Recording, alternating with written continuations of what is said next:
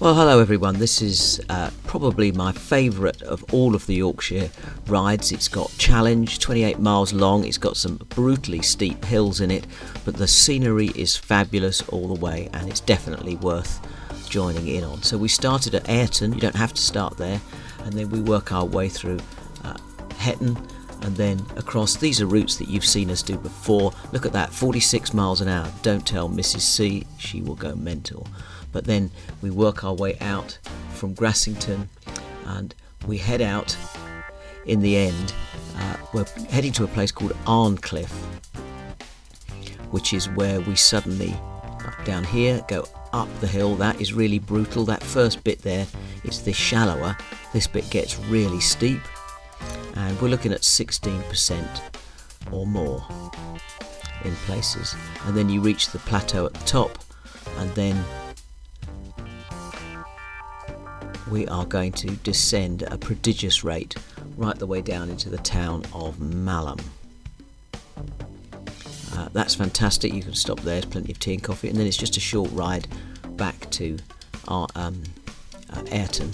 To be honest, you could start in the car park at the centre at Malham, but we chose to start in Airton simply because we find it a very pretty little village, but I'm sure they don't want hundreds of cars parked there. But look how beautiful it is. It's on loads of the different routes that we've put in, so it's worth keeping your eye open for that. Lovely stone cottages, lots of alternative routes, and it's really well signposted, as you can see here. So there's signposts everywhere, including all the cycle routes. So we just set off from the car park at Malham. It's pretty Airton. It's pretty steep to begin with. There's quite a lot here, and I have to apologise for the camera in that the sun would come out and then it would absolutely heave with rain. But we're going to follow the road round. Don't turn off where some of the road signs are telling you to go. Just follow this road along. And this was the autumn, so we've got some fantastic colours here. It's a very narrow road. You're unlikely to find a car, but we did several times. But incredible views, you can see them all here, and incredible sounds as well. There's a great thing about being on a bike. And then we get to this junction here, and we're going to turn left and head towards that farm. And we actually stopped there and changed our jackets over because we just couldn't make up our minds what the weather was doing. And then we head out across the moors. Now, our next real place that we're heading for, as well as Airton, is actually towards Grassington, which is a route that we've recorded in previous trips. So, for instance, when we went to Kettlewell. But if we follow here, again, the colours were just spectacular along the side of the road. And, ancient walls here. Some downhill, you can see we're definitely going downhill here, and then as we come through the farms we are going to turn left at this point and follow this road along. This is not the main road, but this one crosses the railway line that comes from the quarry, so if those gates are shut, there ain't nothing on earth that you're going to do to be able to get across. But don't worry about it, it's not very often that it happens. So we now follow this road, and we're going to again turn another left, and we're not here for long. We're going to go past the quarry that is on our left hand side, not long from here. As you can see, the rain is really picking up. The quarry is there on our left, and then there's that building, one with the 3 sets of windows, 9 windows on the front. Do turn there, and that'll take us on the Grassington Road, and then we just got this next crossroad coming up that we will need to go over. So we follow our way along over the crossroads, and this takes us to the outside. Remember the falls that we went on an earlier trip, and then we're going to turn right over the bridge in Grassington, follow through, and then we've got to look for the little market square, and we're going to turn left at that point. So look out for it. It's just on our left up here as you get to the top of the hill, and we follow right the way round past the police houses, and it's like a sports area, a couple of rugby posts sticking up, and this is the road we took when we went to Kettlewell, but it's also going to head towards the next little village, which is Connistone, with that really pretty bridge in it. To be honest, I could spend half my day at Airton just walking around. In fact, we did. So we work our way through the edge of this estate, a variety of ups and downs, but it's spectacularly beautiful all of the way. A few cars, quite a lot of horses were out. This was a Sunday that we did this ride. And we followed down and we're hitting Airton, and that's where we're going to, and we're going to stop at that little village there. That's Connistone, not Airton, Connistone, and we actually had lunch there. Come out, join the main road here, but we're going to follow this along for a bit, and we're going to take a left-hand turn soon. But you can see what the weather's doing. 1 minute it's raining, so we're going to follow this road, and then all of a sudden it starts to get much more bleak. Now, we did have a bit of flooding that was taking place, but it was much more bleak and the wind was blowing quite hard in this section. And there's a slight gradual incline all the time, so we're gradually rising up. We got to these trees and there was doesn't really show up in this photo, but a beautiful rainbow took place. But we're still on the lower bit. If you look at the chart down in the bottom left hand corner, you'll see we're on that lower bit, but we're just about to turn across and rise up. So we get round this corner over here. There's going to be a tight left corner,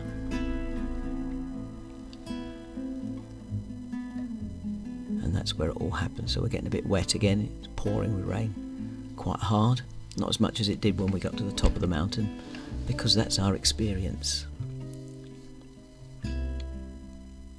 Okay, so we follow this road along. Again, it's very pretty. There's no problem at all. And we're going to just turn left here, and this is in the village of Arncliffe. So we're now going to head left, and I just wanted to show you, we've just been relatively level, and then suddenly it's going to get steep, then incredibly steep, level off at the top, and then it's going to descend incredibly rapidly. So I hope you've got good brakes. We've got nice new disc brakes, but we're heading up the hill. This bit exhausted us and we stopped at the 16% sign. It is quite beautiful, but we've actually raised quite a long way. You can see the valley disappearing off down there, and as you can see, 16%. I'm just going to stop. There we go. So absolutely beautiful area, and that lovely serpentine wall on the right hand side. Couldn't ask for more, but when you look ahead and you see how steep it is. So it says 16%. It's pretty tough, I must admit, most of the way up there.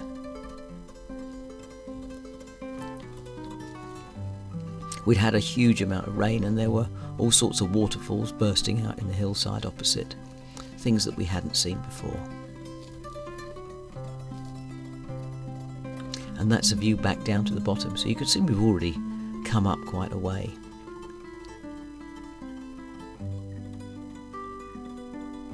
But our plan is now to carry on up. Now, I confess that we did it in little short steps. There's Mrs. C taking a picture of the countryside across there. Nowhere near as high as it is from the top, but you can see the valley and you can see the bottom of the valley where we've come up from. It's actually a very pretty road. I know that there are lots of road cyclists who love a good climb with serpentine descents, and there's certainly quite a lot of that on this road. So here we go, we're going up for more and more, heading towards the top. It's a lot slower than it looked, and it just got steeper and steeper. Some of those turns were really tight, and on a tandem it's not easy. So you can see we regularly stopped. I had a little look around, but you can see the waterfalls bursting out all over the place. So this is the last week in October, beginning of November. It may even been the 1st of November that we did this. We had a lot of rain, but the grass is still verdant, and there was still quite a lot of birds and other things around. There's the water just hurtling itself over that cliff edge there. So a quick drink of water and then off we go. So we carry on back up the top, and it's still continuing to rise up. This is feels particularly steep. We stopped again just there, We get to the cattle grid. At that point it does ease off a little bit. We're still going up, but you can see it's fairly level, and then the top, it just feels such a delight because it's slowed right down, and we're able to make good pace and lovely views again. So the rain has eased off for a little bit, but there was a lot of water on the road, and the wind was spectacularly strong, so just be very careful. We stopped there. That's about the highest point, not quite, but pretty high.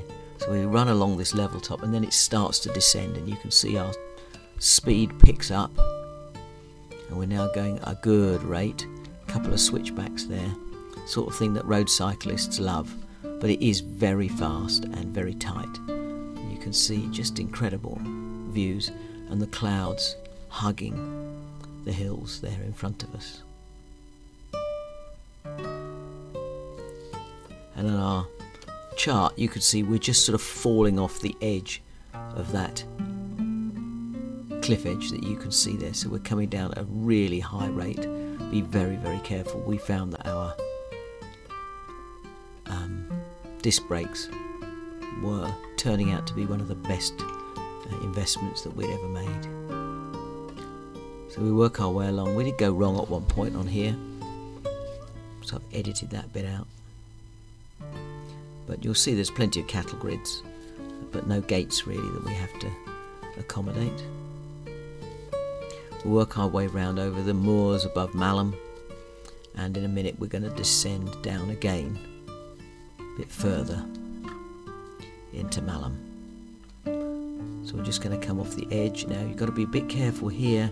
We're not going to get distracted. We're going to turn left there, follow this down, and then we're going to plummet straight down into the town of Malham at the bottom of the hill.